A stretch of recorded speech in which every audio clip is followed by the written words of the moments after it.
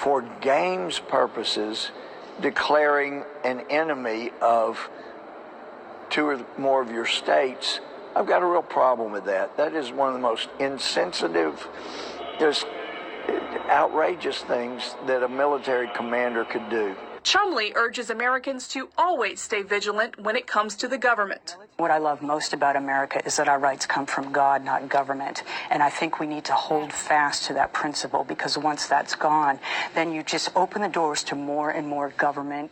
One, Jade Helm truly is just a training exercise to prepare Army Special Operations Forces for future operations overseas. That's all we want to do. We want to make our guys sweat hard in peacetime so they bleed less in combat. I just can't believe that they're operating on such a scale amongst the citizens and using psychological operations, psychological warfare, intelligence gathering data on the American citizens. And the fact that they want to go around and they're gathering intelligence. That's what they're doing, and they're moving logistics in place for martial law. That's my feeling.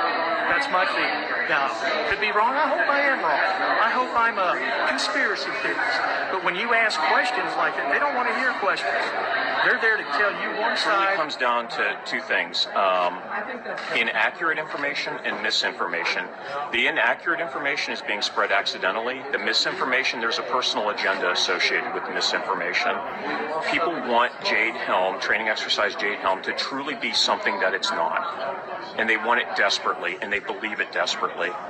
And it's just not going to be that way. And when Jade Helm is over and everybody moves back along and we go back to North Carolina, everybody's going to realize it wasn't what I thought it was going to be. It truly was to prepare Army Special Operations Forces for future operations overseas. I think around 2008, the Bush administration kind of classifying some right-wing extremists like gun owners and conservatives, Bible thumpers, that kind of thing, and as kind of potential terrorist threats. And so when I think about that, that's like everyone in Bastrop County is probably a potential terrorist threat. So, you just kind of wonder, like, a big military buildup here, like,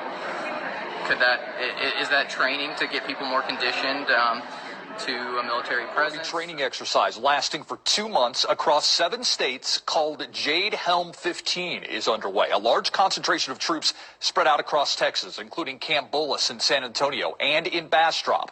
Our David Sears went to the central Texas town and talked with residents who welcomed the troops and those who fear their presence.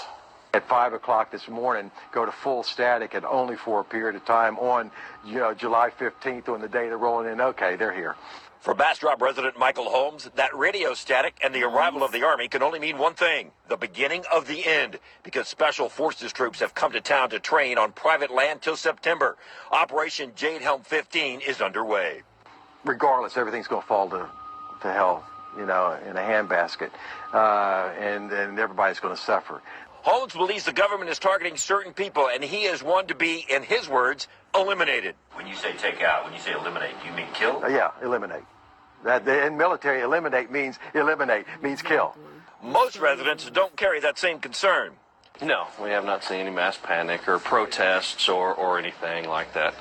Gun shop owner Troy Mahalik said when it was first announced that the troops were coming, a lot of people were excited, and there has not been a rush on guns or ammo, but it doesn't hurt to pay attention. I have questions, too. I don't believe this is some sinister plot to start martial law or come take our guns, but that doesn't at the same time mean that we shouldn't be vigilant and kind of watch what's going on. I hope I'm wrong. And hallelujah. Humvee rolling down the streets of Bastrop. We followed these guys to the Jack in the Box. It was lunchtime, and they were hungry. So we asked them on the way in if they were a part of this Jade Helm 15. They said no, but they had heard about it, and they were ready.